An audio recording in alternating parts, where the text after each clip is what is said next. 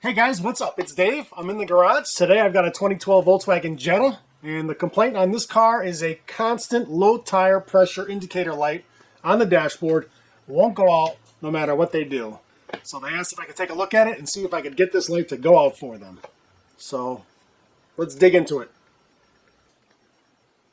Okay, first things first, let's make sure we've got good tire pressure in all of these tires before we try to get this light to go out, because it'll never go out if one of these tires is low. And so on the inside door jamb of the driver door, there is a label showing what all the tires should be inflated to. So this car, front and rear, both 32 PSI.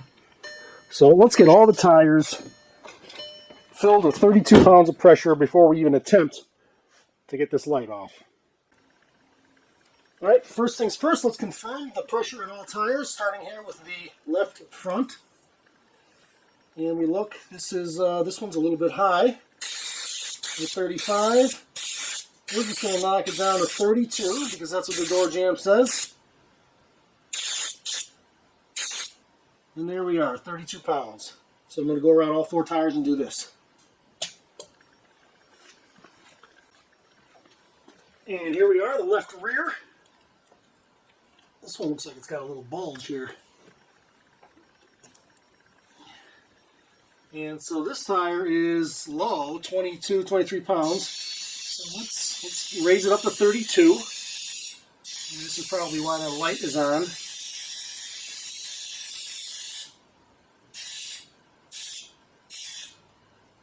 And there's 32 pounds, if you can see that. All right, there's two tires. All right, so I'm not going to bore you. I went over to the passenger side of the car, checked those two tires. One was at 31, one was at 33. Totally acceptable, but we've got all four of them now at 32 PSI. Perfect. And so now we need to reset the light. And in Volkswagen, some Volkswagens, including the 2012 Jetta, they don't use tire pressure monitoring sensors inside the wheels. Instead, they use the wheel speed sensors in the computer. The computer's already looking at all the wheel speeds for various options, anti-lock brakes, intermittent wipers, and also for the tire pressure monitoring. And so how it works is, if your tire is low on pressure and you got a big bulge at the bottom, it's actually shrinking the diameter of that wheel in a sense. So that wheel with its flat, low pressure will actually spin faster because the diameter is actually shrinking. So it won't spin the same speed as a fully inflated tire. So if you're going down the road and you've got three wheels totally synchronized at the same speed, but one wheel is traveling slightly faster, the computer reads that and recognizes that as a low tire pressure situation, and it lights the light. Unfortunately, just filling up the tires with air and getting them back in sync doesn't reset that light. That light has to be reset manually, and it can be done by the owner, and it's pretty simple. So that's why you're all tuned in here. Let's do that next. Okay, so here I am. I'm in the car. Let's start it up to confirm that we do have this low tire monitoring light that's on. And now just driving the car, that light will not come off. You have to reset it, and the way to do that in this 2012 Jetta is if you open up the glove box, and if you look in the upper left corner, you've got a button. It's got the icon for low tire pressure and the word set.